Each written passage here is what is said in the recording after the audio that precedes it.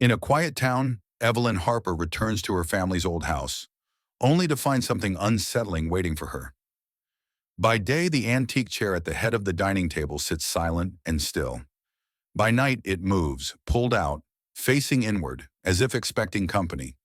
No drafts, no intruders, just a movement.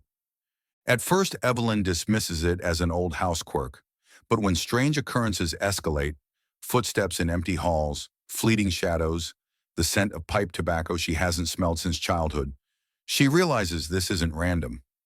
The chair is trying to tell her something, something buried deep in her family's past. What does it know that she doesn't? And what will happen if she uncovers the truth? Before we begin, drop a comment below to tell us where you're watching from. If you believe the truth always comes out, like and subscribe. And now, let the secrets unravel. The old house sighed as Evelyn stepped inside, the creak of the floorboards beneath her boots like a whisper from another time.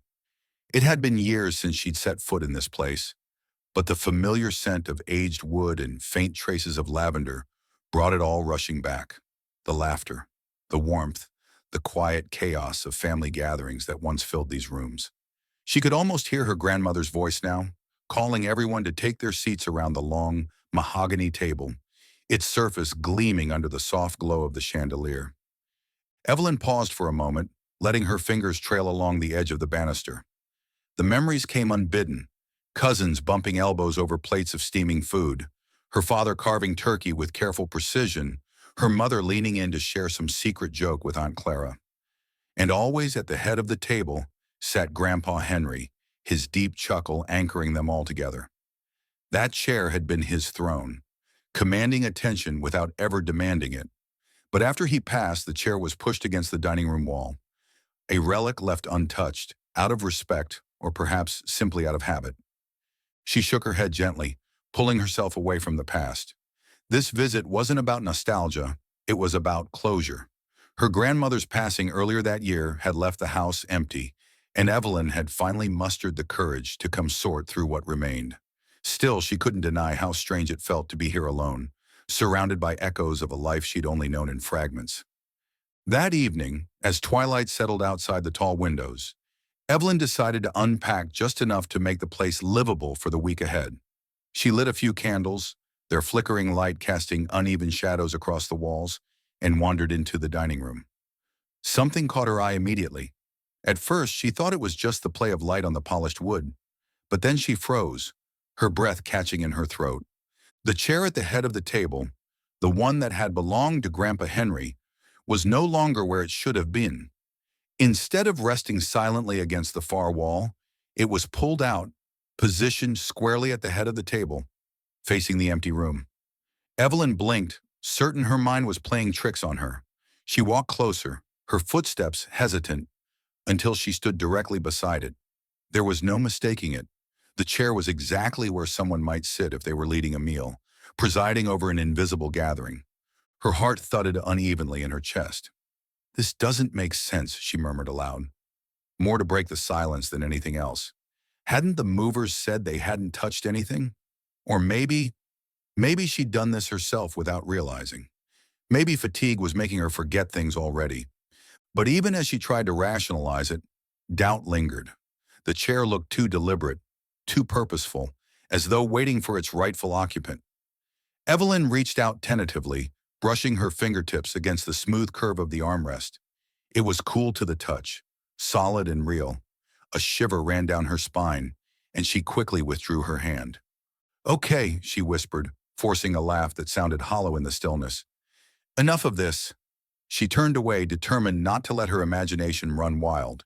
Yet as she climbed the stairs to bed later that night, candle in hand, she couldn't shake the image of that chair, sitting there as though expecting company. Somewhere deep inside, a part of her wondered if the house remembered something she didn't, or worse, if someone else was remembering for her. The second night was worse than the first.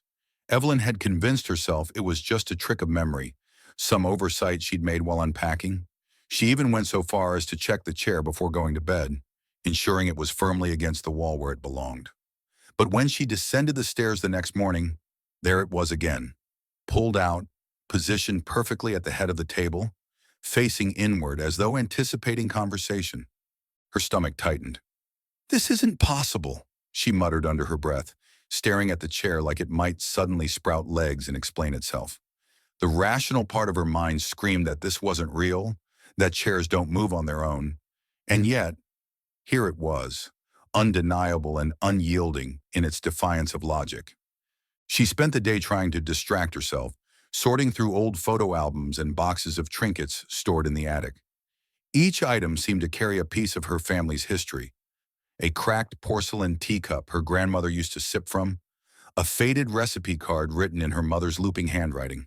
The memories were comforting, grounding her in a way she hadn't expected.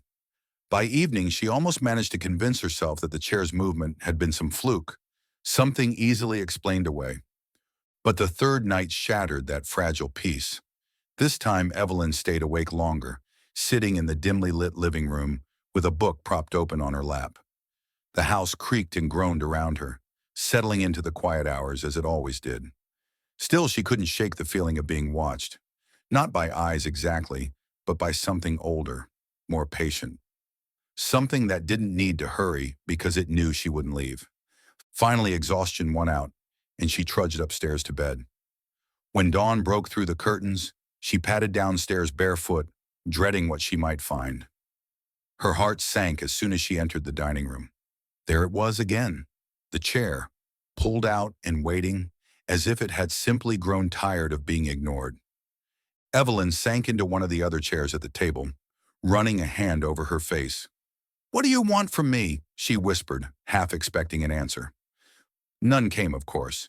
Just the same oppressive silence, heavy with questions she couldn't bring herself to ask aloud.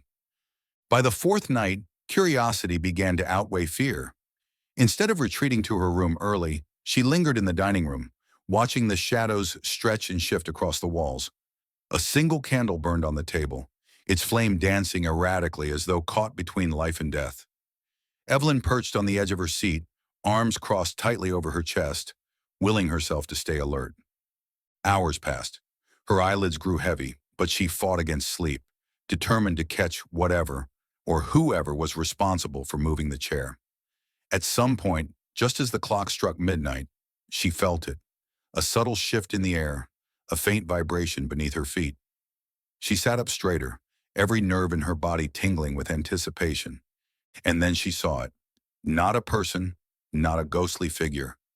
Just the chair itself, sliding slowly away from the wall as though guided by invisible hands.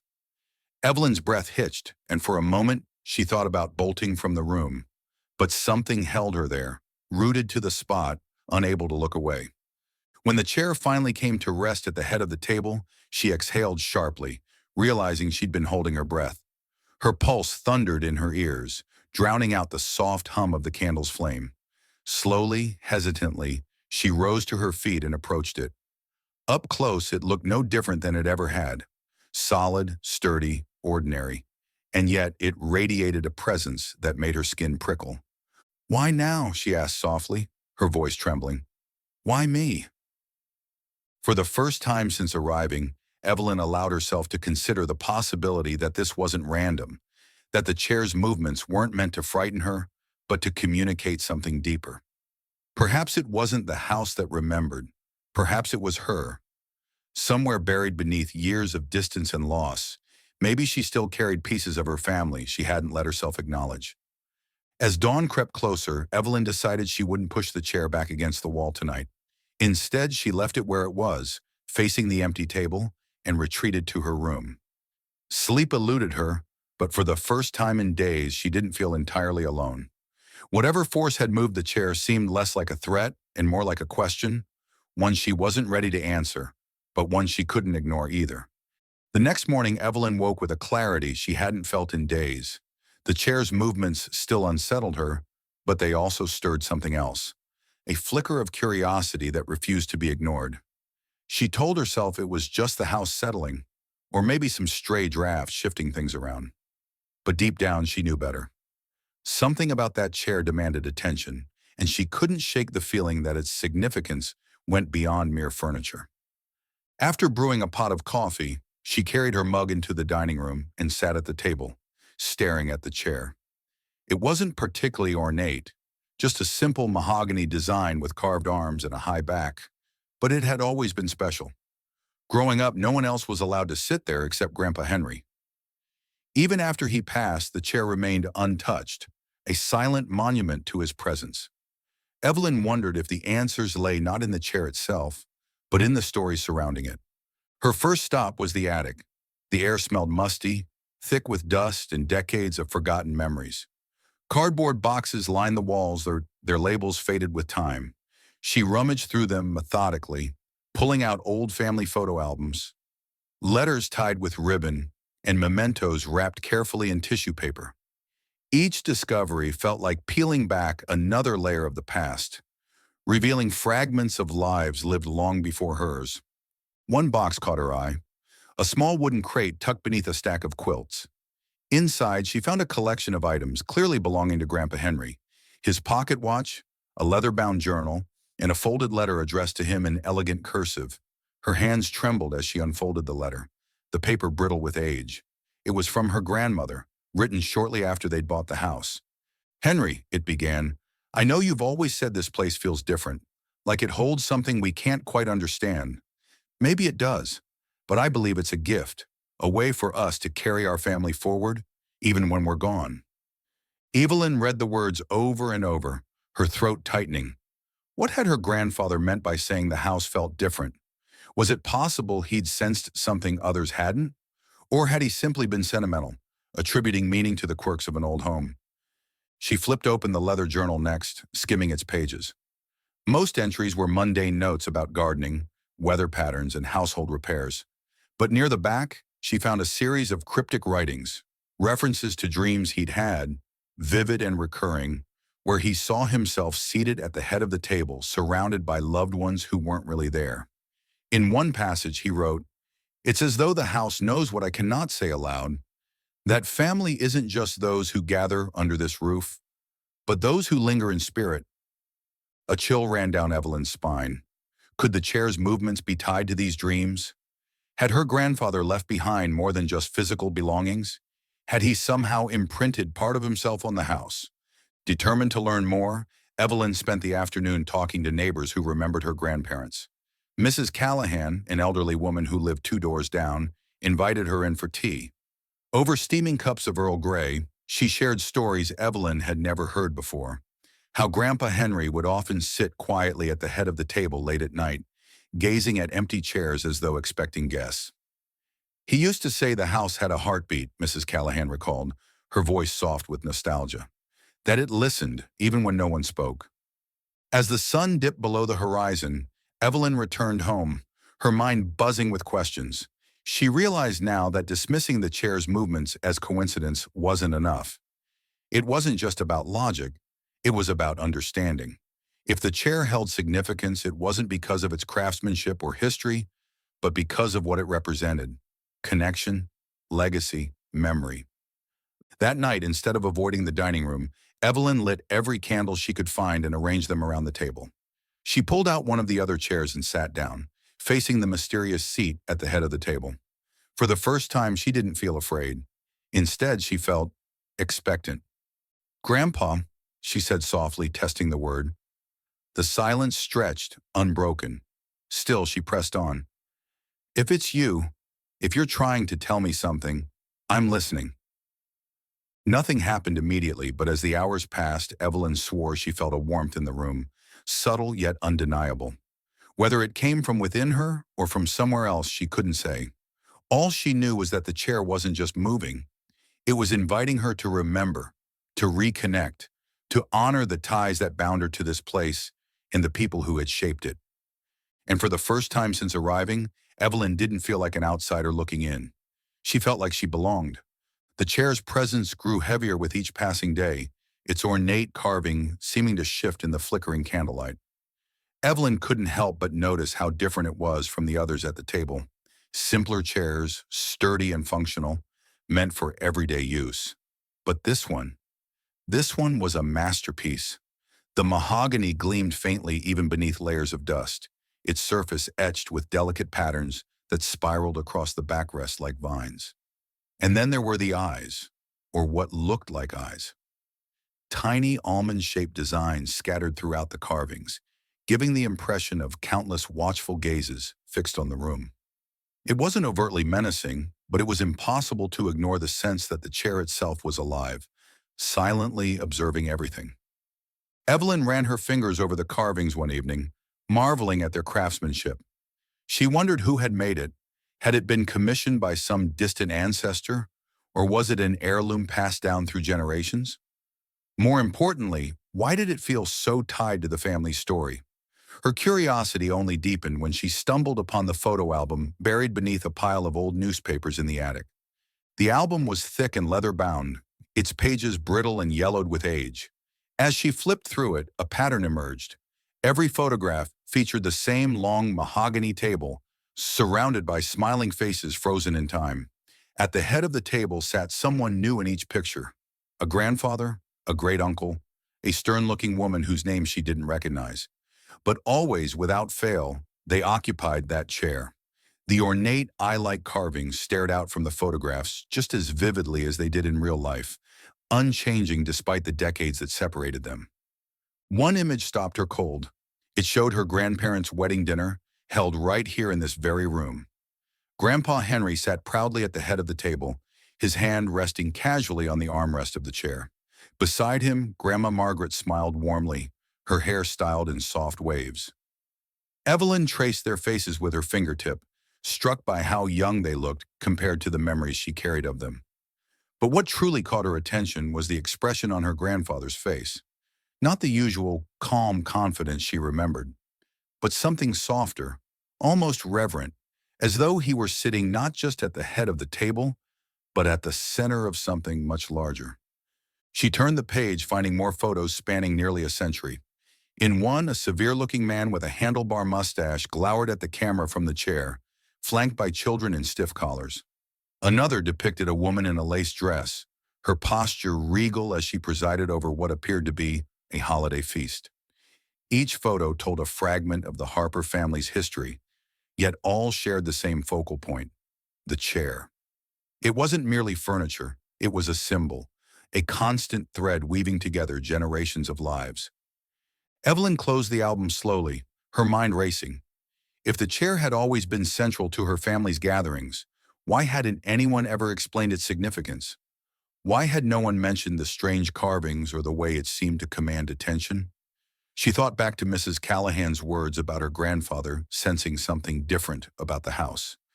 Had he known something about the chair that others didn't? Or had he chosen not to share it? That night, Evelyn returned to the dining room, unable to resist the pull of unanswered questions. She lit the candles again, arranging them so their light pooled around the chair, casting dancing shadows across its intricate carvings. The eyes seemed sharper tonight, more pronounced, as if urging her closer. She hesitated before pulling out another chair and sitting directly across from it, her gaze locked onto the empty seat. "You've been part of this family longer than I have," she said aloud, her voice steady despite the tremor running through her chest. "What is it you want me to see?" For a moment, nothing happened. Then slowly the air shifted. It wasn't a sound exactly, nor a movement, more like a change in pressure, a subtle hum that vibrated against her skin. Evelyn's breath hitched as she stared at the chair, half expecting it to move again. Instead, she felt something else, a warmth spreading outward from the center of the table, pooling between them like sunlight breaking through clouds. Her vision blurred slightly, and for an instant, she thought she saw figures seated around the table, faces familiar and unfamiliar, laughing and talking as if they'd never left. Her heart pounded as she blinked, trying to clear her sight, but the images faded as quickly as they'd come. When she looked again, the room was empty, save for the chair and the flickering candles. Evelyn sat there for a long time, her thoughts swirling. The chair wasn't just moving, it was calling her back, reminding her of connections she'd let slip away. Whether it was her grandfather's spirit or simply the weight of legacy pressing down on her, she couldn't say. What she did know was that the chair's message was clear. The past wasn't gone. It was waiting, watching, hoping to be remembered. The attic became Evelyn's sanctuary, a place where the past lingered in every dusty corner. Each box she opened felt like peeling back another layer of her family's secrets, and though some discoveries brought comfort, others left her unsettled. It was during one such session, digging through stacks of yellow documents, that she stumbled upon something extraordinary. Clue number one came in the form of an old leather satchel tucked beneath a pile of ledgers. Inside, she found a handwritten will dated decades earlier, its ink faded but still legible. The document outlined the distribution of her grandparents' estate, detailing everything from property deeds to heirlooms. But near the end, a single sentence caught her eye. Let it remain untouched until the truth comes to light. Her pulse quickened as she read the words again, tracing them with her fingertip. What truth? And why had no one ever spoken of this before? The will ended abruptly after that cryptic statement, leaving her with more questions than answers. Evelyn sat back on her heels, staring at the paper as if willing it to reveal more. She thought about the chair downstairs, its carvings resembling watchful eyes. Could this be connected? Was the truth tied to the chair's movements? Or was it something darker, buried deeper within the family's history? Her search continued, leading her to clue number two later that afternoon. While examining a bookshelf for loose boards or hidden compartments, a trick she'd picked up from old mystery novels, she noticed one shelf seemed slightly misaligned. Carefully prying it loose, she discovered a small bundle wrapped in fabric. Inside lay a slim notebook, its cover worn and cracked. Flipping it open, she realized it was her grandmother's diary. The entries transported her into a world of tension and heartache. Her grandmother wrote candidly about arguments with Grandpa Henry, their voices often raised late into the night. At the center of their strife was Thomas, their eldest son, Evelyn's uncle, whom she barely remembered. According to the diary, Thomas had vanished without explanation years ago, leaving behind only rumors and unanswered questions. One entry stood out, written in shaky handwriting. He left us, but his shadow stays. Evelyn paused, her throat tightening. Shadow. The word echoed in her mind, conjuring images of the chair at the head of the table, always facing inward, always waiting. Had Thomas's disappearance haunted her grandparents so deeply that it shaped the very atmosphere of the house? Or was there more to his story, something they hadn't dared to put into words? Determined to piece together the puzzle, Evelyn ventured outside the next day, seeking clue number three among the neighbors who had known her family best. Mrs. Callahan welcomed her warmly, offering sweet tea and stories over the kitchen table. When Evelyn mentioned Thomas's name, however, the older woman hesitated, her expression clouding. There were whispers, Mrs. Callahan admitted finally, stirring her tea absently. Your grandparents owned land once, beautiful acreage down by the river. They sold it off bit by bit when times got tough. Some say it wasn't just bad luck that forced them to sell. There were debts, you see, debts tied to your Uncle Thomas. Evelyn leaned forward, her curiosity piqued. What kind of debts? Mrs. Callahan shook her head. No one knows for sure. Folks talked, of course. Some claim Thomas got mixed up in something shady, an investment gone wrong, or maybe even trouble with the law. Others said he faked his disappearance to escape whatever scandal followed him. Either way, it broke your grandparents' hearts. The revelation weighed heavily on Evelyn as she walked home, the pieces of the puzzle shifting uneasily in her mind. If Thomas's actions had driven her grandparents to sell their cherished land, what did that mean for the family legacy? And how did the chair fit into all of this? The will's mention of the truth, the diary's haunting references to shadows, and the local lore surrounding Thomas's disappearance all pointed toward a tangled web of secrets spanning generations. That evening, Evelyn returned to the dining room, the chair looming large in her thoughts. She lit the candles again, their flickering light casting long shadows across the walls. Sitting opposite the chair, she studied its intricate carvings, imagining the countless hands that had touched it over the years. Perhaps it wasn't merely a symbol of authority or tradition. Perhaps it was a vessel, a keeper of memories, regrets, and unresolved pain. Thomas, she murmured softly, testing the name. Did you leave because you had to, or because you couldn't face what you'd done? The silence stretched, heavy with unspoken answers. For the first time, Evelyn wondered if solving the mystery of the chair meant confronting not just her family's past, but also the parts of herself she'd tried to leave behind. Whatever truths awaited her, one thing was certain. The chair wouldn't stop moving until she uncovered them. Evelyn's days blurred into nights as her obsession with the mystery consumed her. The chair at the head of the table had become more than just an object. It was a doorway to something she couldn't yet fully grasp, a keyhole through which fragments of her family's past flickered like ghostly images. But the closer she got to understanding, the more the house seemed to push back, its quiet creaks and groans growing louder, sharper, almost deliberate. It started subtly. Late one night, as Evelyn pored over old newspaper clippings spread across the dining room table, she heard it. Footsteps, soft, measured taps against the hardwood floor, coming from somewhere near the hallway outside. Her pen froze mid-sentence, the sound sending a jolt of adrenaline through her veins. She told herself it was nothing, just the house settling, or maybe a stray animal in the walls. But when the footsteps paused directly outside the dining room door, her breath hitched. "Hello?" she called out, her voice wavering. Silence answered her. Slowly she rose from her seat and crept toward the doorway, heart pounding. Peering into the darkened hallway, she saw nothing but shadows stretching along the walls. Still, the sensation of being watched lingered long after she returned to her research. The next night brought something even stranger. As she sat cross-legged on the floor surrounded by documents, a shadow darted across the far wall, a fleeting movement that made her jerk upright. She blinked, certain she'd imagined it.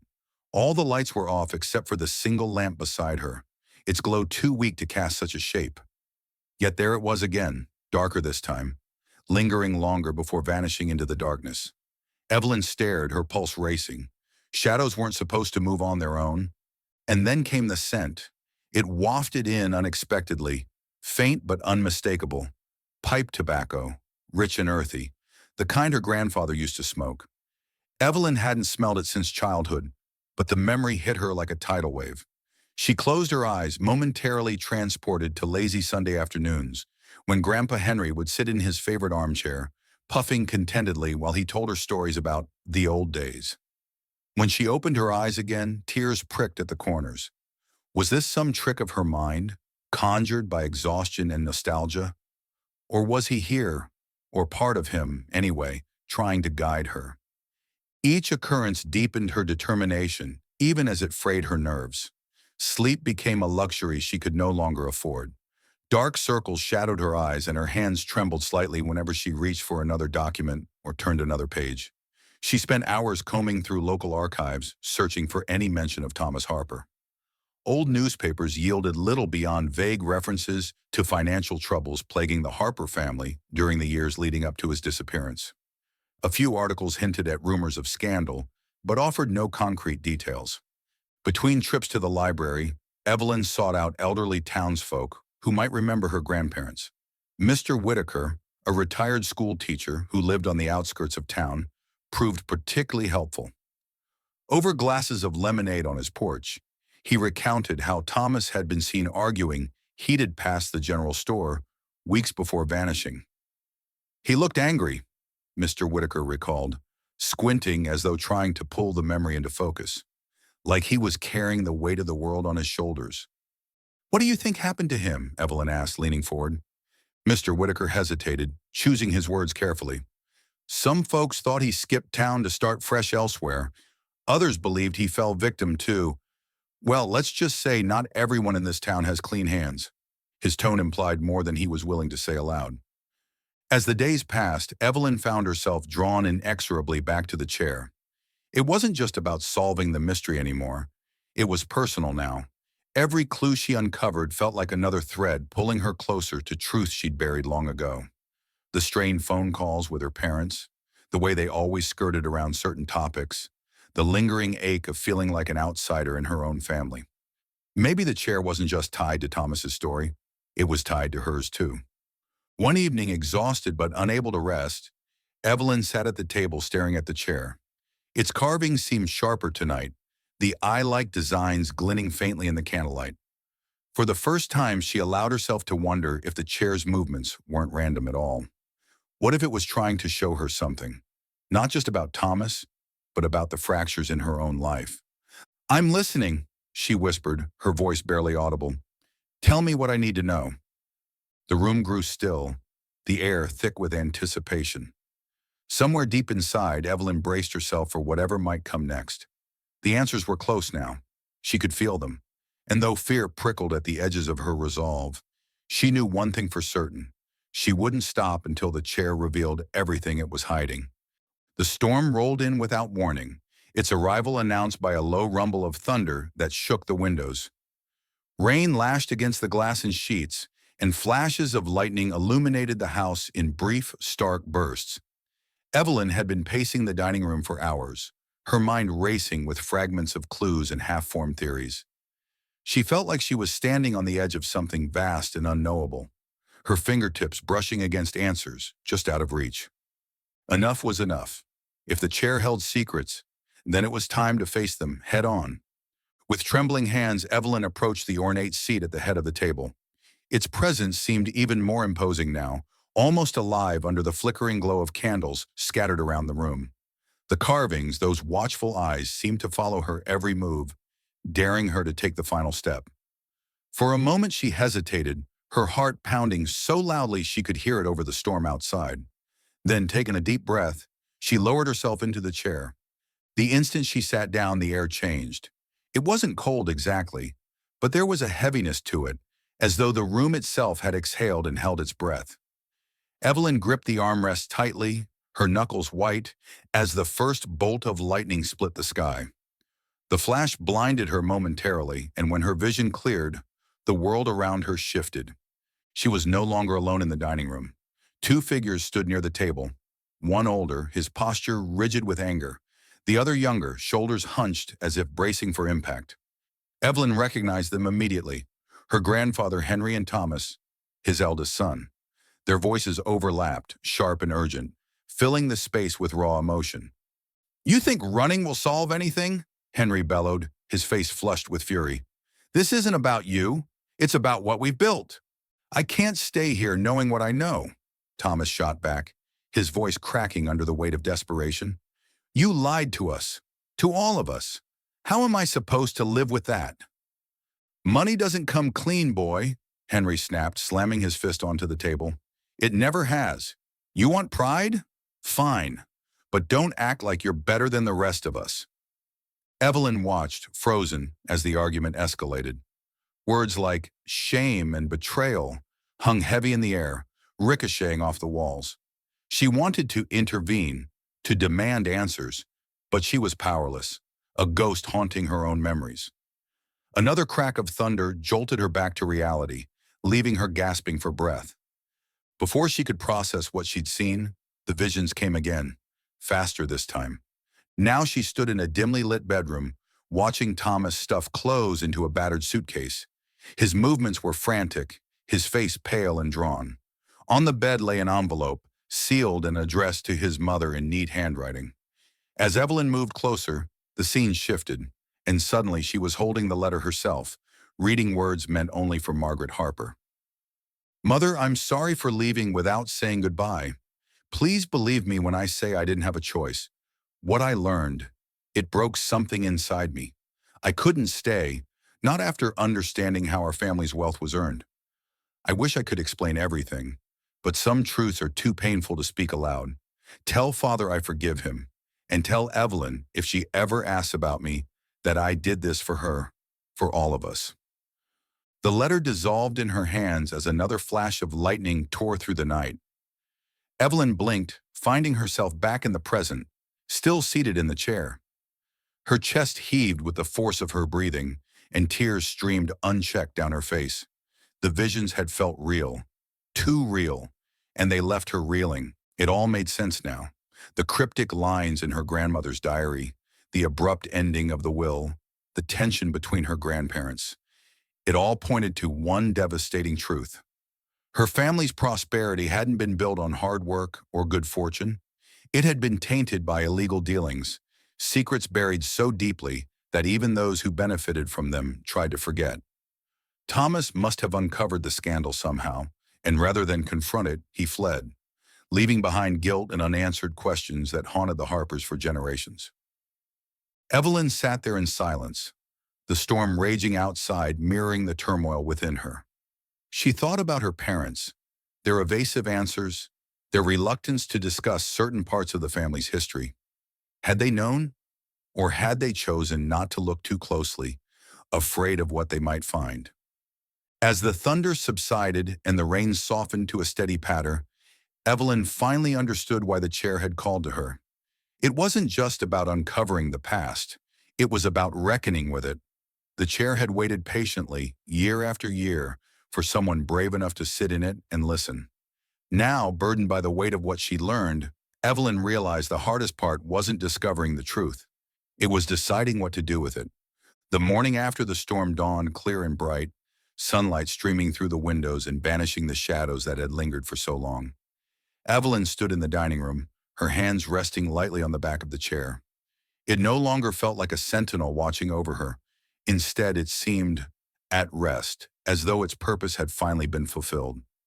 She traced the intricate carvings one last time, her fingers brushing against the eye-like designs that had once unnerved her.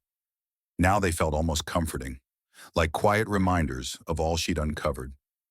Evelyn knew what she had to do next. Keeping the chair locked away or hidden wouldn't change the past. It wouldn't undo the choices made by those who came before her. But sharing their story, that might offer some measure of healing, not just for herself, but for others who had lived alongside the Harper's legacy without fully understanding it. With a deep breath, she called the local historical society, explaining her decision to donate the chair along with documents detailing her family's complex history. The curator was thrilled, promising to preserve the artifacts as part of an exhibit exploring the town's intertwined stories of triumph and struggle. On the day the movers arrived, Evelyn watched from the porch as they carefully loaded the chair into their truck. Its polished mahogany gleamed in the sunlight, catching the golden hues of autumn leaves swirling around the yard. For a moment, she felt a pang of loss, but beneath it lay something else: relief. Letting go wasn't about erasing the past. It was about acknowledging it, honoring it, and choosing to move forward unburdened. As the truck pulled away, Evelyn stepped off the porch and wandered toward the edge of the property. The land stretched out before her, familiar yet different now. She thought about Thomas, his letter heavy with regret and love, and wondered if he'd ever found peace wherever life had taken him. She thought about her grandparents too, their arguments, their sacrifices, their quiet resilience. They weren't perfect, none of them were, but they had done their best with the cards they'd been dealt, and maybe that was enough. Standing there surrounded by the quiet hum of nature reclaiming its space, Evelyn felt lighter than she had in years. The weight of unanswered questions, strained relationships, and buried secrets had lifted, replaced by a sense of clarity. She realized now why her grandmother had spoken so cryptically about the Watcher. The chair hadn't been waiting to judge or punish. It had simply been holding space for truths too painful to voice aloud. It was a symbol of accountability, yes, but also of hope, that even when we falter, we can choose to face our mistakes and learn from them. A gentle breeze rustled the trees, carrying with it the faint scent of earth and pine. Evelyn closed her eyes, letting the moment settle over her like a warm blanket. Whatever chapter came next, she would meet it head-on, unafraid of the unknown. After all, she had faced the hardest truths her family had to offer and emerged stronger for it. Sometimes the hardest truths are those we avoid confronting, but facing them can set us free. As Evelyn turned back toward the house, ready to begin again, she carried that lesson with her, etched into her heart as surely as the carvings on the chair had marked its surface.